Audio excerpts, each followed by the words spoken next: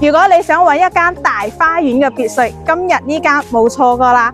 咁咧可以見到啦，呢個別墅嘅位置非常之靚，停車咧都係好方便嘅。呢個別墅佢嘅面積133方嘅，咁佢個裝修咧就係以前嘅一個舊裝修嚟嘅。